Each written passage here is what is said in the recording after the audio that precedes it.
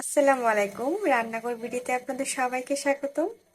আজকে খুব সিম্পল ওয়েতে বেগুন ভাজা করে দেখাচ্ছি। প্রথমে আমি হলুদ আর লবণ দিয়ে এটা মেখে রেখেছি। এখন প্যানটা গরম হয়েছে, আমি 2 টেবিল চামচ মতো তেল দিয়ে দিব। তেলটা গরম হলেই আমি বেগুনগুলো দিয়ে দিব। তেলটা গরম হয়ে গেছে, এখন আমি এক একটা করে বেগুন দিয়ে দিচ্ছি।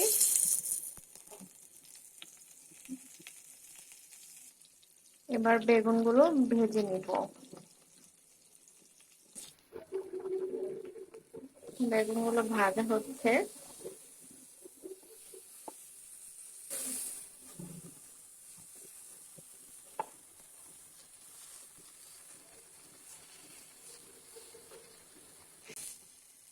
বেগুনগুলো ভাজা হয়ে গেছে, এখন আমি এগুলো নামিয়ে ফেলবো। এবার আমি একই পাত্রে 1 টেবিল চামচ পরিমাণ তেল দিব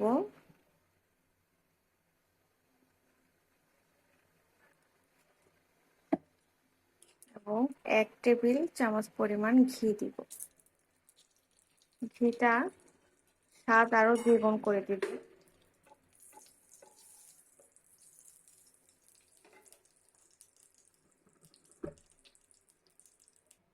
এবার আমি তার মধ্যে পেঁয়াজ কুচি দিয়ে দিব। আমি 2টা বড় বড় পেঁয়াজ নিয়েছি।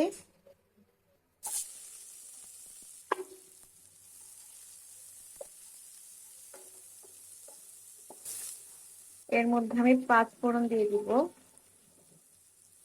এবার পেঁয়াজটাকে একটু ভালো করে ভেজে নেব।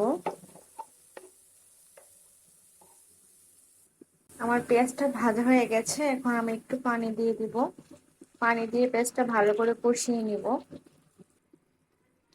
এর মধ্যে আমি 1 চামচ রসুন দিয়ে দিব এবং 1/2 চামচ আদা দিয়ে দিব।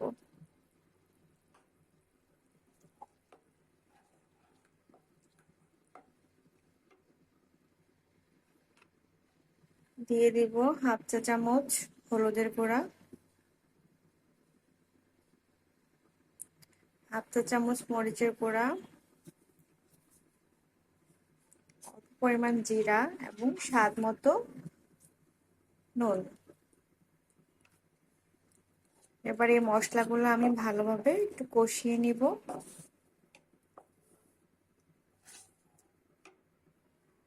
পেঁয়াজটা ভালোভাবে কষানোর জন্য আমি একটু ঢেকে দিব, 2-3 মিনিট রাখবো।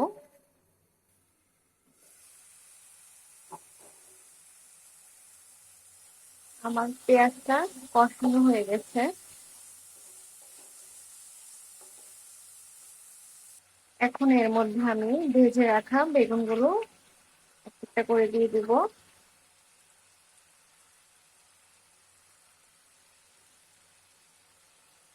এখন আমি এটা আবার ঢেকে দিব এবং অল্প আছে যা একটু মাখো মাখো হলে আমি নামিয়ে ফেলবো। বেগুনগুলো আমি একটু উল্টে দিব যেন দুই পিঠে ভালোভাবে মশলাগুলো লেগে যায়।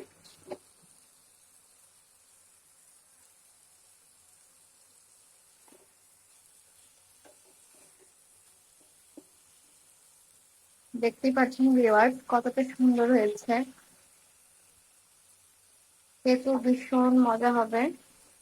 আপনারা অবশ্যই বাসায় এটা একদিন ট্রাই করবেন। খুব অল্প কিছু উপকরণ দিয়েই মজাদার একটা বেগুন ভাজা হয়ে যাবে।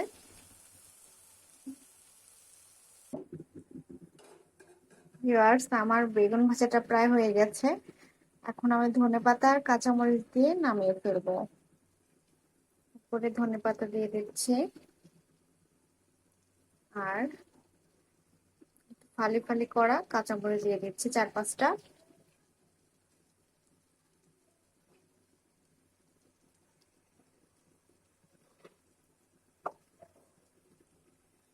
সো ভিউয়ার্স, হয়ে গেছে আমার বেগুন ভাজা। এটা আপনাদের পরিবেশন করে দেখাচ্ছি।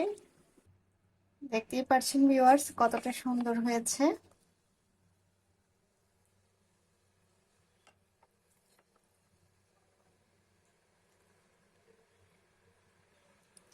সো ভিউয়ার্স, তৈরি হয়ে গেল আমার বেগুন ভাজা। দেখতেও যেমন অসাধারণ লাগছে, খেতেও দারুণ মজা হবে। আপনারা বাসায় অবশ্যই একদিন ট্রাই করবেন। আর কেমন হয়েছে আমাকে অবশ্যই কমেন্ট করে জানাবেন, আর ভালো লাগলে অবশ্যই শেয়ার করে দেবেন। থ্যাংক ইউ সো মাচ এতক্ষণ আমার ভিডিওটা দেখার জন্য।